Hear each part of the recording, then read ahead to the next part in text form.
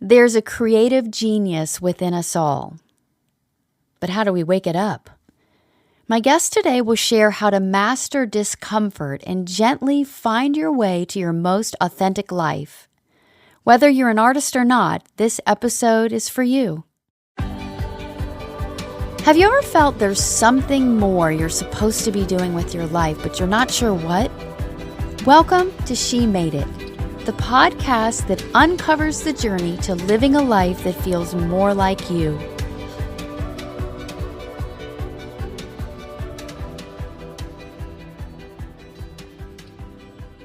Hello, Clara. How are you today? Elle, I'm great. How about you?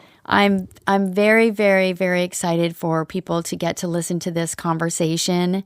It's so different and so helpful in so many, many ways. And one of the great parts of the conversation, it was when Nancy and I shared a little bit about our first creative memory, and she shared real great details about hers. And so it got me curious about how important those first creative memories are and how they sort of the messages that we receive when we were children, how they influence who we are today as a creative, as an artist. So I'm just dying to hear, what is your first creative memory? There are a lot that come to mind. I think I have a memory from probably before I was 2. Oh, I thought you were going to say before you were born. Oh my gosh. There are people who claim to have those memories. I am not one of those people. Of staring at this painting in my parents' condo. And I think I later called it the pretty picture, but I just remember staring at it for hours. And then the other one that comes to mind immediately which is a little bit seasonal since we're approaching the holiday season, is I had, when I was probably 4 or 5, a Christmas shop in our garage. And I made lots of Christmas crafts with my mom. And then we opened our garage and it was my little store.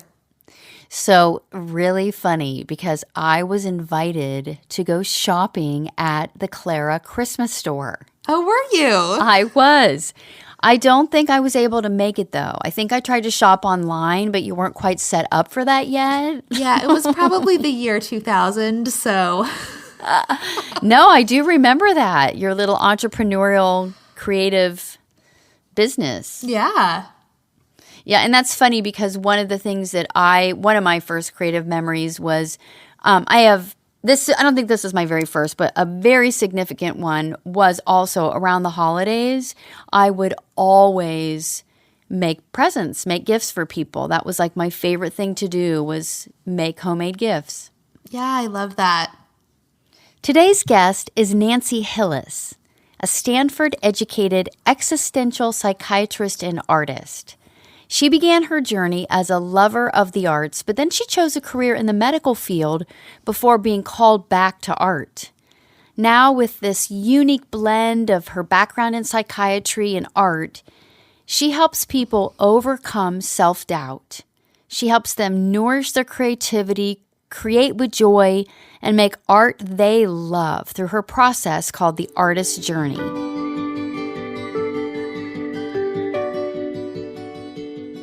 So welcome, Dr. Nancy Hillis, to this episode of She Made It. Thank you so much, Elle. I'm so excited to be here. Yeah. And Nancy, where are you today? Where are you recording from? I'm in Santa Cruz, California, Northern California, not far from San Francisco. Okay. Yeah, you did. I know from reading about your studies and your journey that you ended up in San Francisco as part of your, I would say, maybe return to yourself as an artist. Would that be true to say? That's true. So I grew up in Arkansas, and then I went to San Francisco. I'm a physician, and that was part of my journey of being a physician. And there I also discovered or rediscovered the creative within myself, and lots of dreams about how that might go. Yeah. I would love to know, and kind of kick off our conversation today with, if you could share your first creative memory. Oh, wow. That's a really good one. Oh, yes. Okay, it comes back to me. So, well, there are actually several. I'm not sure which one's first, but one of them is that I love the colors red and purple as a child. And I had the, box of crayons, 64 crayons or whatever, 72. And I love those colors. And I would color the bricks on the wall. My father had built about a 26-foot long wall of old used bricks. And I love the variation of those colors and those bricks. And I thought that I would embellish those further with red and purple marks of crayon. And was that celebrated, or were you scolded for that? Actually, I think it was celebrated. My mother thought it was hilarious. She never could catch me. I would do that when she was taking a bath or something like Oh, that. that's funny. Like a little elf would show up, and yeah. Yes, yes. Yeah, and I also I read a little bit.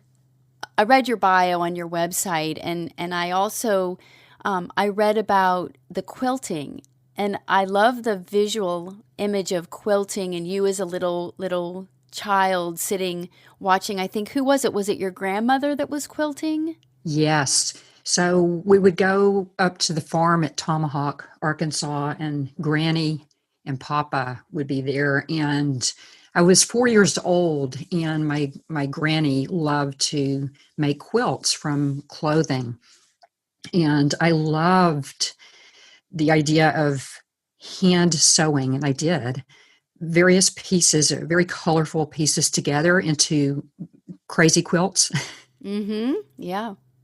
Yeah, I did a play. I did a musical because, as a performing artist, musical theater is sort of my love. And there's a musical called Quilters. And it's six women, and sort of the time period is that early pioneer, the journey across the country to California and what they had to endure. But the common connection between the women was the quilting. And That's really interesting. Yeah. yeah. And the history, and like you said, taking the old clothing and making something beautiful out of the old clothing. Yes, it's deconstructing and reconstructing, and we do that in art and in life, and Hmm. refinding something magical within the raw materials is Yeah. interesting. So, Nancy, you started our conversation when we talked about San Francisco, that you are a doctor, and here we are talking about your art and your beginnings as an artist, even as a young child, finding joy in creating. Share a little bit of your journey. Like, how did you end up being in medicine? And then I'd love to hear the journey back to yourself as the artist. Yes, it's been a very circuitous journey. I have a great interest in biology, in evolutionary biology, in sciences of all types, physics, chemistry. I was a chemistry major in college, and kind of the intersections of art and science. And so that part of me, the scientific part of me, was very drawn to learning about the human body, the physiology, and medicine, and how we could help others through medicine. And so I went down this path of becoming a physician. That path became very circuitous. And what unfolded was, in the beginning, I did an internship in internal medicine. Then I went to Boston, and I was at the Brigham and Women's Hospital in diagnostic radiology, where you look at x-rays and Mm-hmm. MRIs and CTs and that sort of thing, and ultrasounds. And then I realized that I wanted to come back to the West Coast, and I came back to San Francisco originally, and then ultimately down at Stanford, that I was missing, talking to people. And I really knew that deep down I was kind of a natural for psychiatry.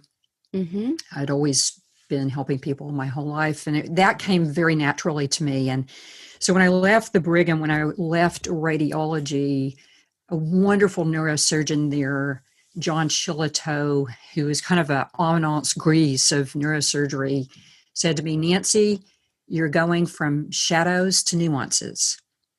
Oh, interesting. From the radiology. Yeah. Because in radiology, we talk about shadows, the dark Right. light shadows, the dark light patterns and contrasts and edges. And from that to nuances, I thought that was stunning how he said that, and the nuances of psychiatry. And Right. I think that when I was at the Brigham, I realized I really I was missing something deep, and that was a kind of very creative approach. And I was missing the arts. Mm-hmm. And I dreamed of painting abstract watercolors. I even took a creative writing course at Harvard while I was there. I was living in Cambridge. So there was this yearning that was building for the artist in me. Mm-hmm. So it Well, kept even, building.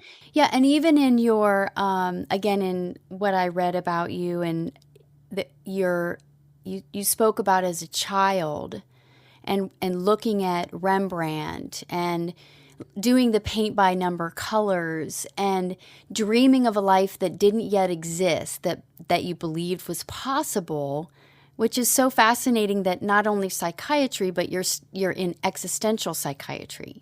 Yes. Oh, yes. Yes, you're bringing that back for me.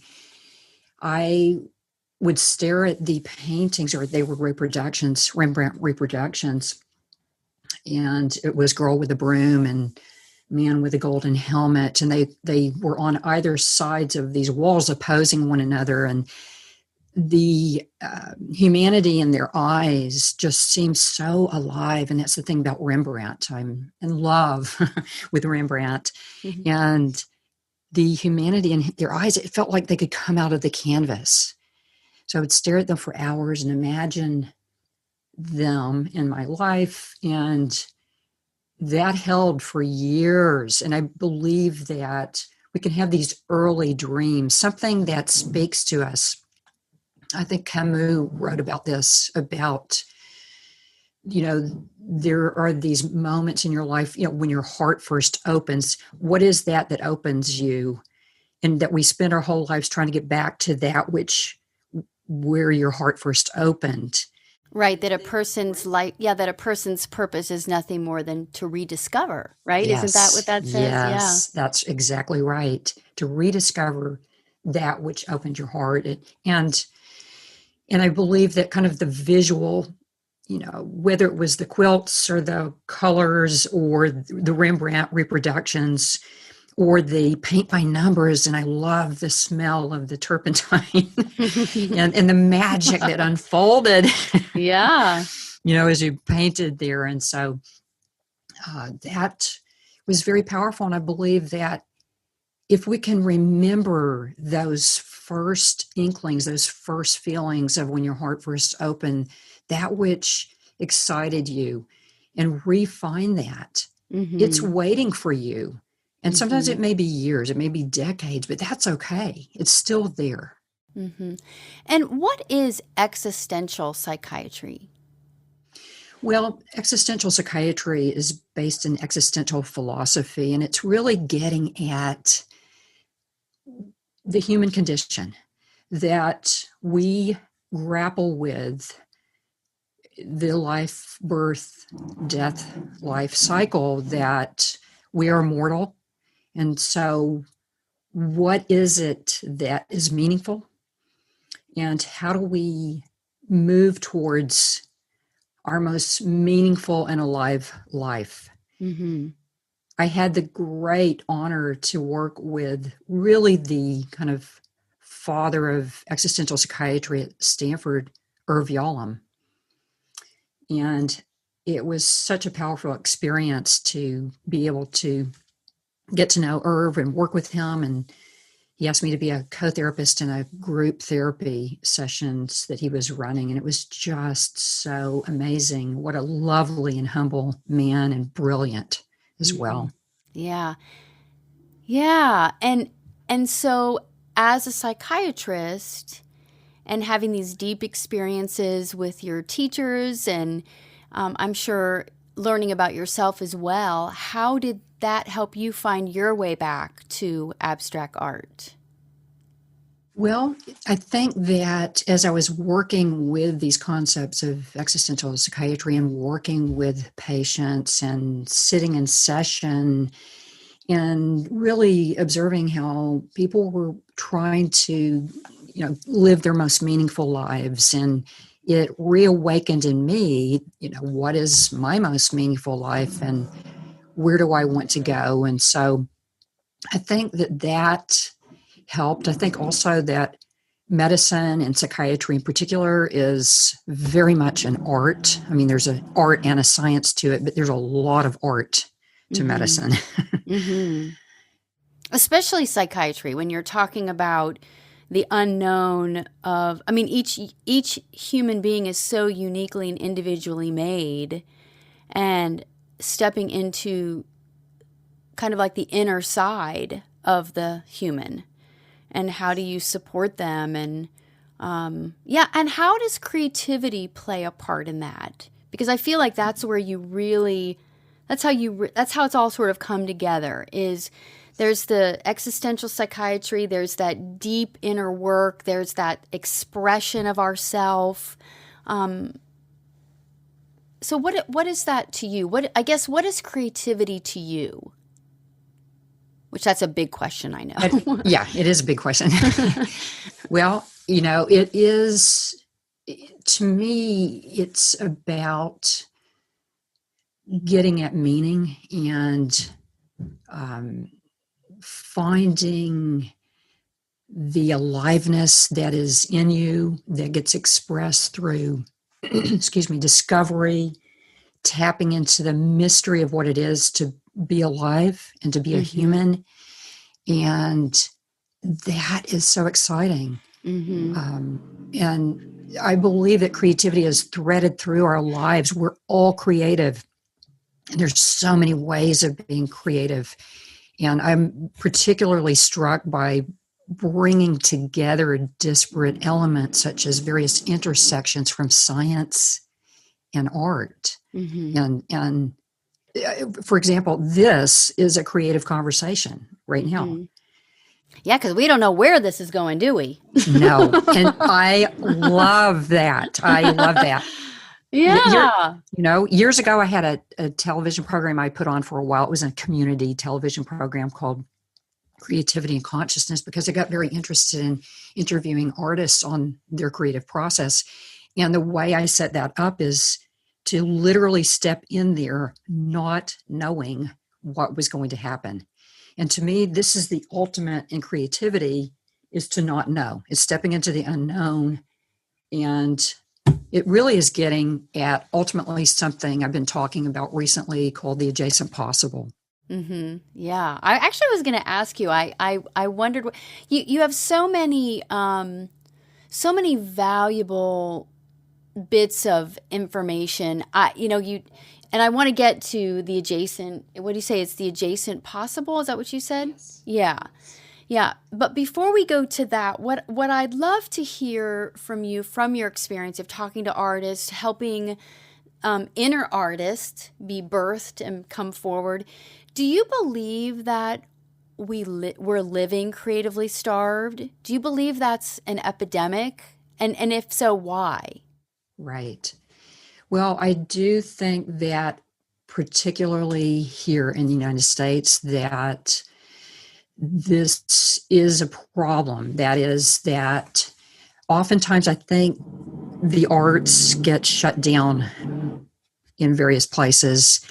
And we do know that by about fourth grade or age 10, many children get shut down creatively. And some of that is that the arts are taken away, that somehow it doesn't seem to be as valued as much in many places.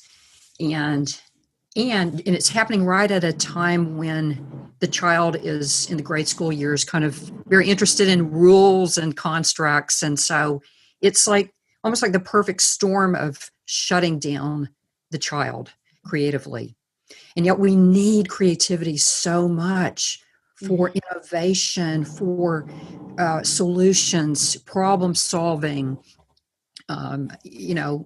anything from dealing with COVID-19 to other medical discoveries to materials sciences, all kinds of things, and just also for a sense of meaning and aliveness in one's life, and an understanding cultures and understanding the deeper existential issues of life. Art reflects that. Art is a mirror of our lives personally and also as a society. Yeah, and through your book, The Artist Journey, and your course, that's sort of what you do, right? You help people get into, what are the barriers? What are the blocks? How do we stay open to our impulses? How do we create cultivate that mindset of experimentation? Yes, very, very much so. And everything I do, whether it's the books, the courses, any kind of workshops, is very much about the inner journey, the inner landscape. Your psychology affects everything. Yeah. And what do you feel is the biggest barrier people experience? I believe the biggest barrier is self-doubt. And there are variations on the theme of self-doubt. And so we yearn for something. We yearn to have our most meaningful life, and yet we're afraid. And self-doubt rises up on its hind legs and stops us oftentimes. And it can look like inner criticism, second guessing, overthinking, procrastination, avoidance, resignation. Imposter syndrome. Yes. Yes. Fear of making mistakes, fear of mediocrity, fear of what others will think, a focus on external validation rather than internal validation, not giving oneself permission to stand in your own shoes and take those risks. And there's a kind of perfectionism and fear of failure. And yet I say that actually we want to embrace so-called failures and mistakes and ugly art. That's Ugly where the art. juice I is. love that. Yeah, I've made some of that. Yeah. It's so valuable because I believe that ugly art is oftentimes the nascent embryonic forms of new work that's emerging, that's trying to be born in your art. But there's the issue of trust. Like, how do we trust that? Because the inner critic is hammering against that self-trust. So there's that conflict. It's like the two angel devil on your shoulder fighting against yourself. I guess, how do you help a person or even yourself cultivate self-trust? Deal with the challenges of creativity, the anxiety of, experimentation. Yes. Well, this is, first of all, it's what we grapple with continually, no matter where you are on your life cycle as an artist or person. It comes around in spirals. And so if you kind of know that this is going to show up in various forms, and to understand that when you say yes to your dreams, when you say yes to what you yearn for, when you say yes to stepping into the unknown, you are plunging yourself into perils. And those perils are exactly what we're talking about here: self-doubt, inner criticism, second guessing, fear of mistakes, perfectionism, all of that. That this is a natural process, that all the great books, stories, films talk about this. Dante Alighieri, my favorite, from the Divine Comedy in the Inferno, said, "In the middle of the road of my life, I awoke in a dark wood, and the true way was wholly lost." So you plunge in, right? Dante, this was 7 centuries ago. Yeah. You're lost. And then Virgil showed up, the great pagan poet Virgil to help light the way.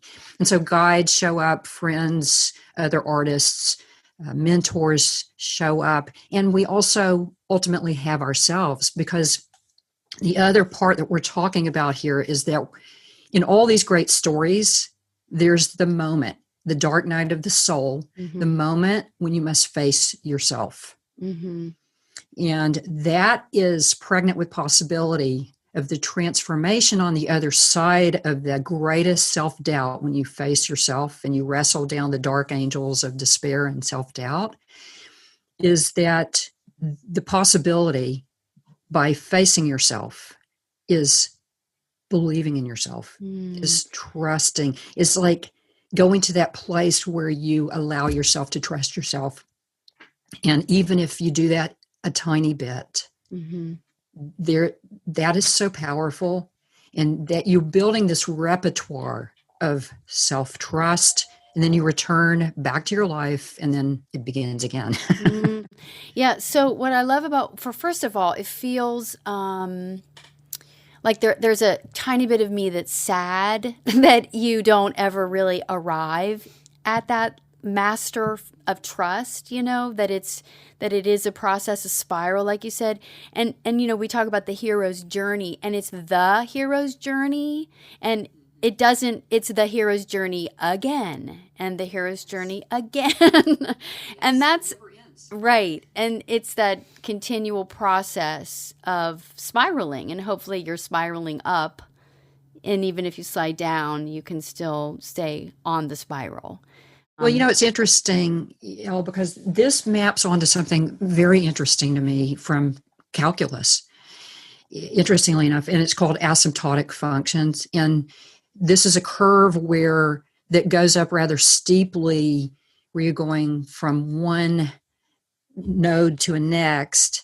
And as you go up that curve, it starts to flatten out at the top, and you never quite get there on this curve, but you get closer and closer and closer, tiny, tiny, tiny increments. And that maps onto me of this transformation. It's a continual evolution, and it's part of life. We never quite completely get there, because if we did, perhaps it would be all over. Yeah. Oh my gosh. So then it's about mastering the discomfort, maybe. Yes. You nailed it. You nailed it right there. Yeah. It is embracing the discomfort.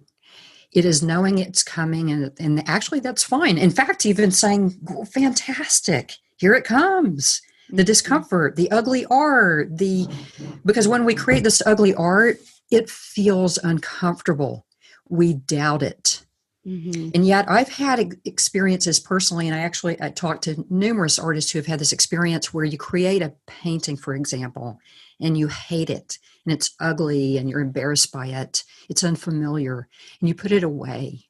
And sometimes it might be a month later, it might be 10 years later, you re-find it, and sometimes you are astonished by it, wowed by it.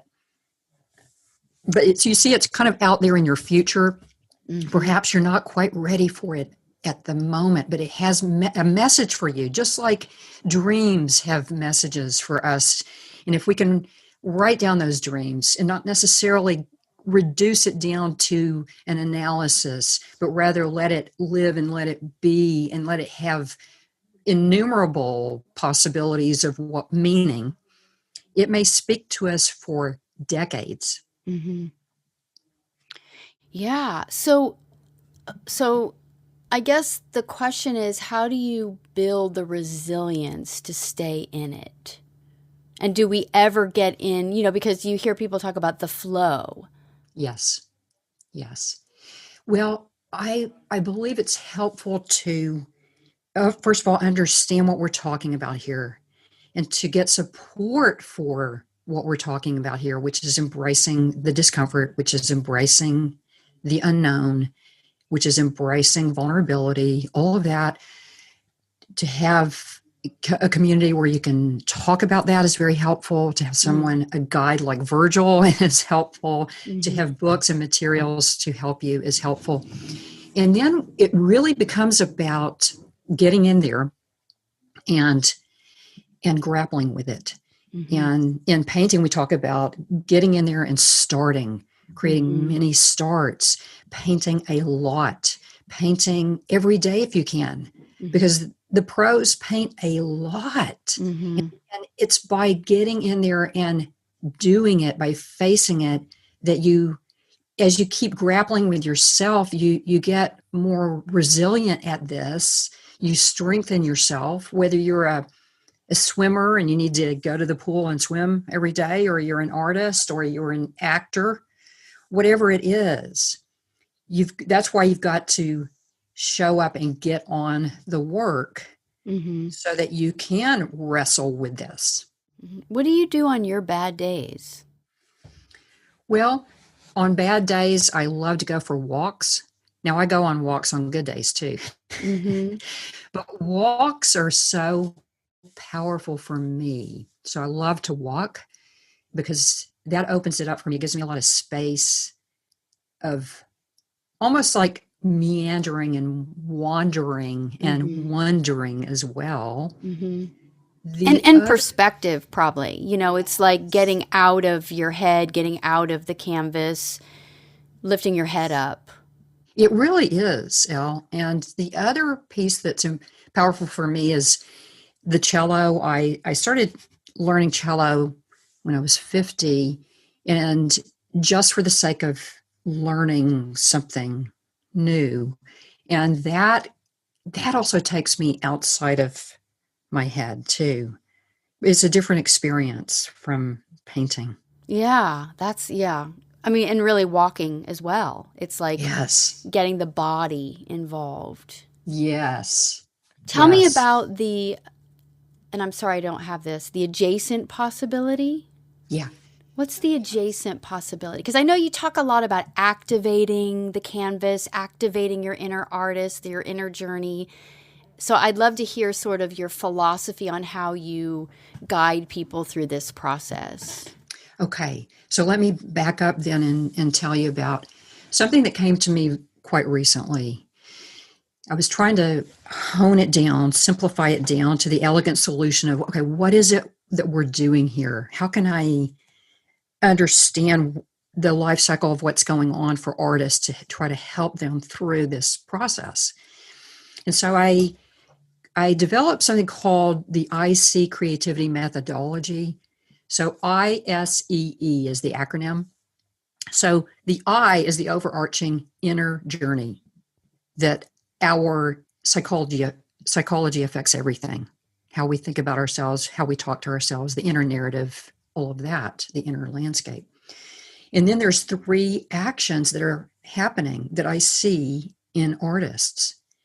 So the first one is start, and that maps onto a mathematical concept of 0 to 1, which is the enormity of going from 0 to 1 is actually, that interval is bigger than 1 to 2, 2 to 3, 3 to 4, and so on. Going from nothing to something is larger than something to something, and this has been proven mathematically that actually 0 to 1 is infinite. So starting, lots of starts, not reducing down, not trying to finish things so quickly, keeping it open, opening those creative channels by lots of starts, miles of canvas. It's kind of like miles in your boots if you're a skier, or hours on the cello if you're a cellist. So start. So we get started and we're like, wow, I'm really going for this and this is fantastic. But then a problem arises. And the problem that starts to arise for artists is emulating others. Okay, so at first, that's kind of okay at first because you're learning and you've got to learn somehow. And so that happens. But eventually that gets to be not gratifying. And so then what? Well, then I believe after start is experiment. Mm-hmm. And so if we can access experimentation, which is the ability to ask what if, and the ability to allow for the ugly art to emerge, the uncomfortable, unfamiliar to emerge, then that gets you past emulating others, because then you are going to that edge of the unknown. You're stepping into the unknown. And then what happens is I see artists embrace experimentation, and then they're on fire with that. And people are going, wow, that's fantastic. Your art is so exciting. And they're selling out their solo exhibition, and they're like, I've got this. This is fantastic. But then another fear arises, another problem arises, and that is, yes, you're experimenting wildly.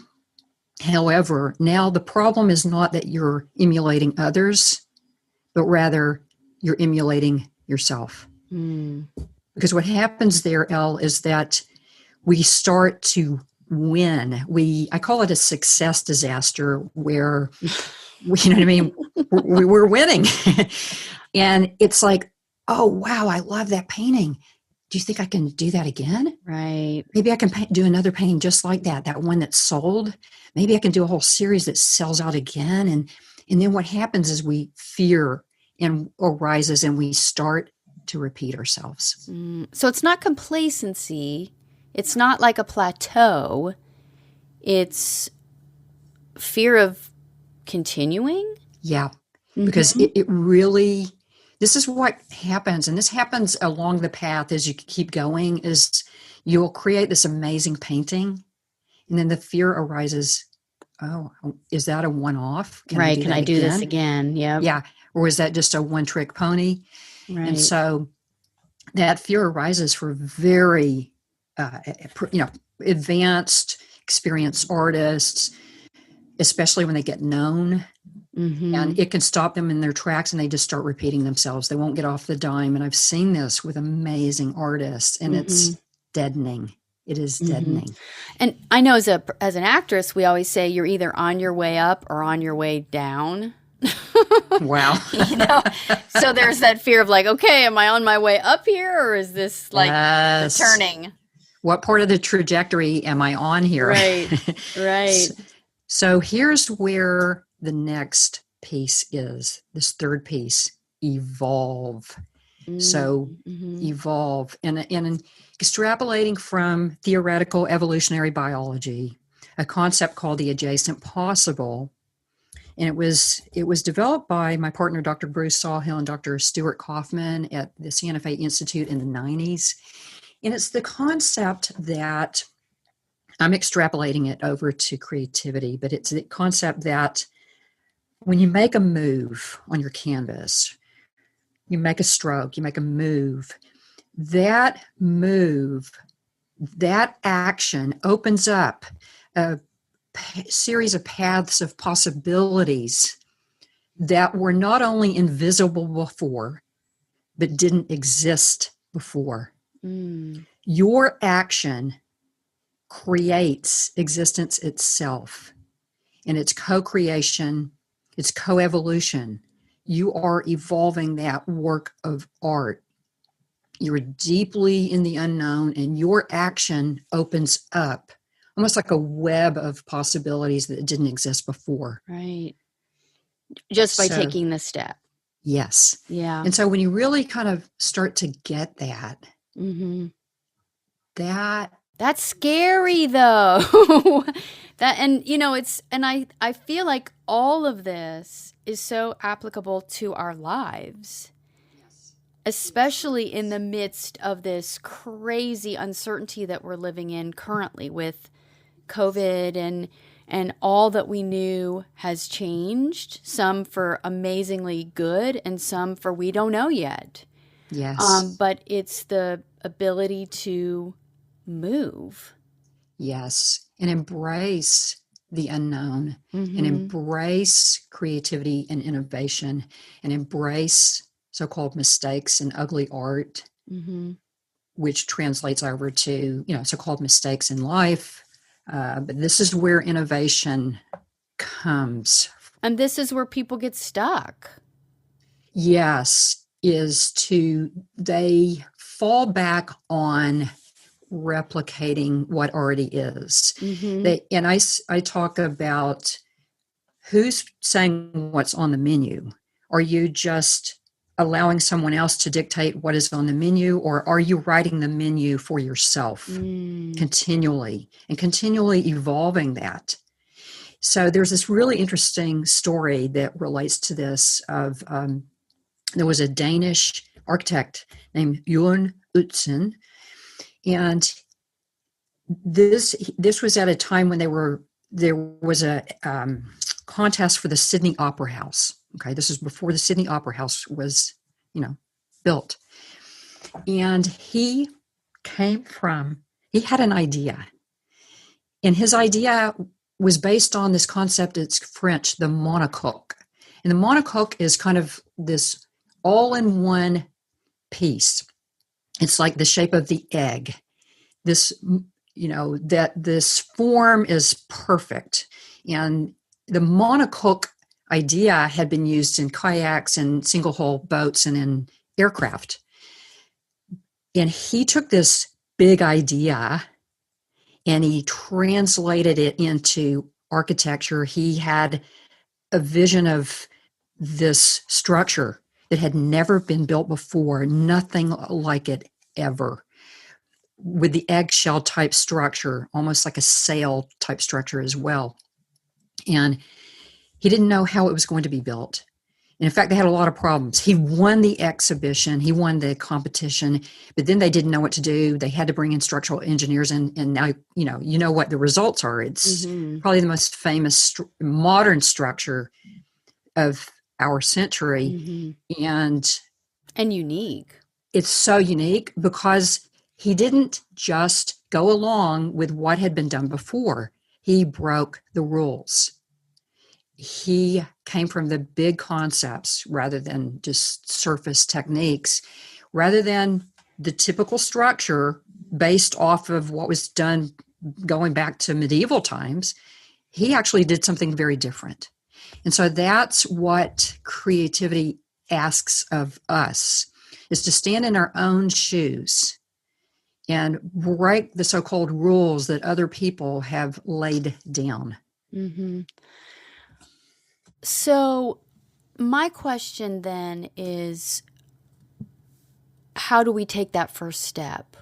How do we get past that self-doubt, that fear, to make that move to that adjacent possibility? Because I speak with so many women who they know that what they're doing or where they are isn't where they want to stay.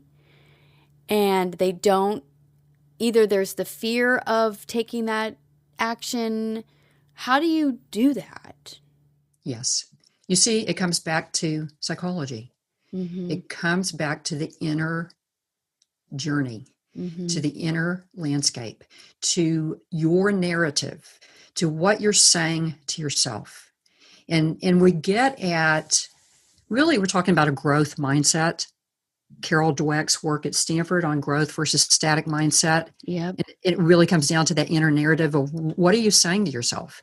With a growth mindset, you're saying, I can do this. It's possible to improve. It's possible to learn something new. So there's the head knowing of that, and there's the thinking, but then how does it become understanding and yes, possible, because it's not just in our head, it's in our heart. It's the emotional piece that we've got to grapple with. So part of that is working with, yes, the cognitive, which is what you're saying to yourself, noticing what you're saying to yourself, but also it's taking that step. It's putting your toe in the water. And it depends. Everyone's different on this. If you've had a lot of support in your life, you've had relationships, secure attachments, I believe that makes it easier. And yet, even if you haven't had that, if you can find someone who can help support you, that can be very helpful, because it is scary. And really, we're so fearful of failure, of embarrassment, of in all of that. And really, I would say that we're so afraid of what others will think, but really the problem is what you think. Mm-hmm. And I think I think it was something you said or something. I've heard someone else say that it's basically in the end, what's it going to matter, right? Like, it's seeing that big picture. It's seeing that what's at stake on a large scale, not just what's at stake in this one action or this one step. Yeah, and and you said it also by saying it's a dipping of the toe. It's that tiny step, and then the continual process of, the willingness to step into the newness, the willingness to keep going, and remembering and reminding ourselves. And it's ongoing. Yeah. It keeps arising. That ugly monster of fear and self-doubt keeps arising. And so it really is, it becomes a kind of practice of self-compassion. Mm-hmm. And working with self-compassion, I love the work of David White and John O'Donohue, poets. John's no longer living, but they did a lot of work on the poetry of self-compassion, and listening to those kinds of recordings can be helpful. Whatever it is that helps one to, kind of shore up yourself so that you can face these fears. And when you understand that this is natural, you're not alone.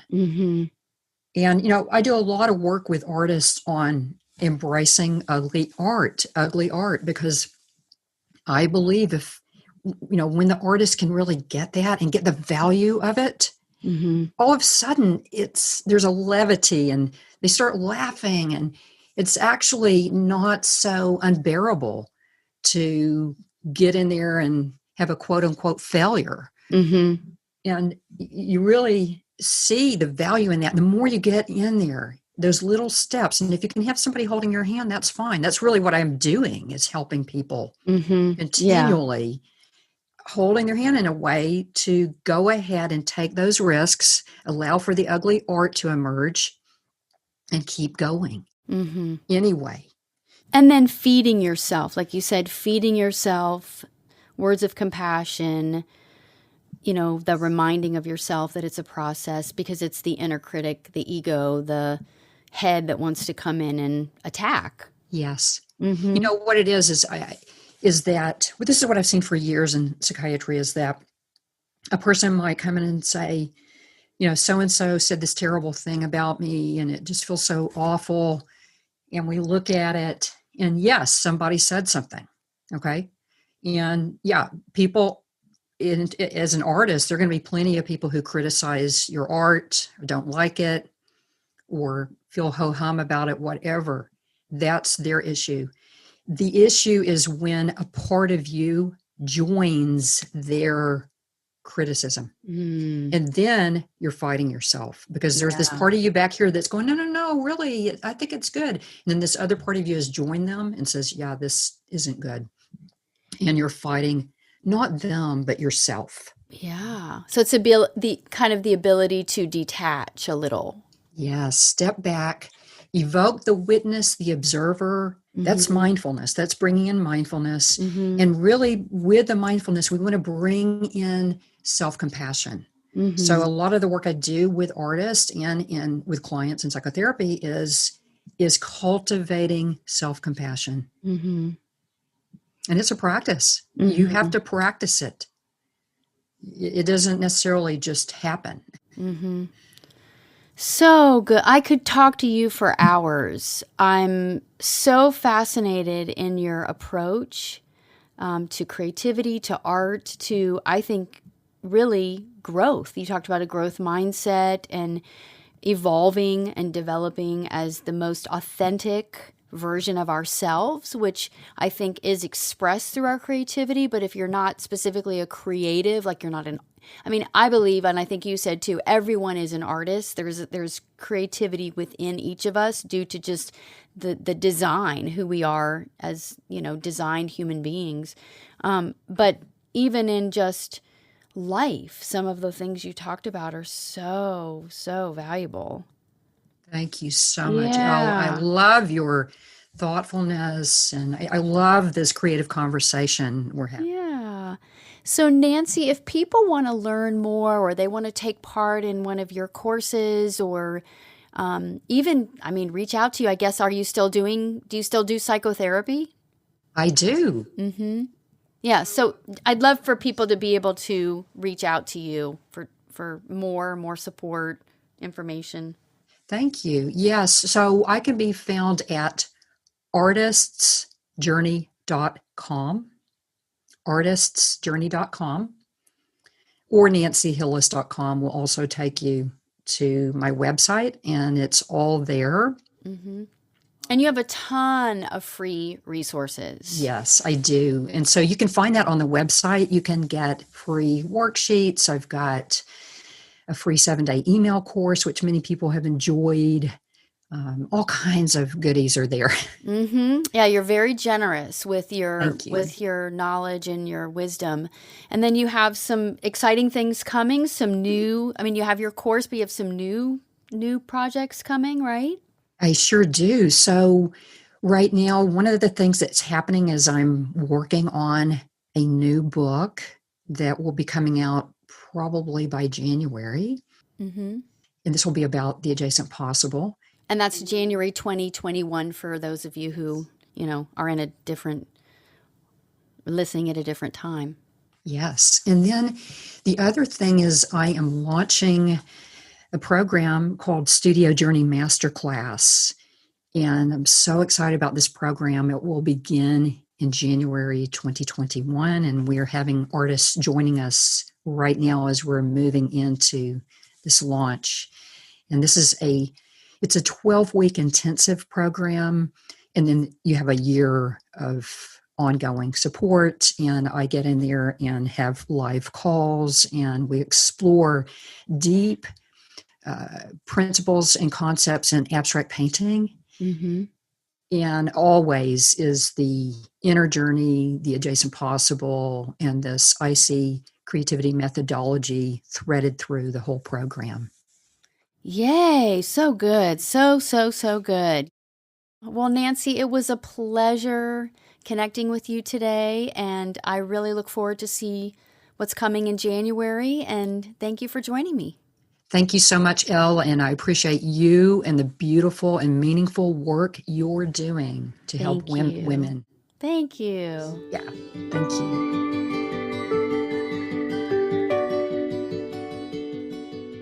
So, Clara, I love how she talked about making ugly art. Have you ever made ugly art? Oh my gosh, so many times. I think I've made ugly art that I've sort of made as a joke, like the little doodles. And then when I was actually starting to get into watercolor painting, the first few pages of my notebook are hilarious to me now. But it's really a great reminder of where I started. Yeah, I have a lot of ugly art. And how do you feel about it? Well, what's a challenge to me is that sometimes we like to post my painting on Instagram, and boy, people love it, Elle. Well, thank you, but it's always so vulnerable to post the pictures that are in process or they're not really that good. And the thing that she talked about that just freed me up is that is just part of the process. And of course we say that and we hear that, but it's like the more you start and the more ugly art, the closer you get, the sooner you get to something that is beautiful. Yeah, it's almost like instead of a completion medal, it's like the ugly art is your starting medal. Thank you for framing it that way. So yeah, I loved this episode. Super inspiring. It actually totally reminds me in so many ways of the creative uncovery process that you lead your clients through. And I love creative uncovery because it's really not just about finding yourself as an artist. It's about finding and creating your most authentic life, getting back in touch with what you love and what you want and how you make decisions to really help you create a next step that feels like you and feels creative and expressive and like who you are made to be. And I've just had so much fun, Elle, working on this with you. So listener, if you are interested in creative uncovery, it's a coaching process. And if you want to learn more, you can schedule a clarity call with Elle, and it's super easy to do that. You can just go to ellezimmerman.com, scroll down a little bit, and then we have clarity call on the dark blue banner, and you can learn more about how Elle can help you step into your most authentic life.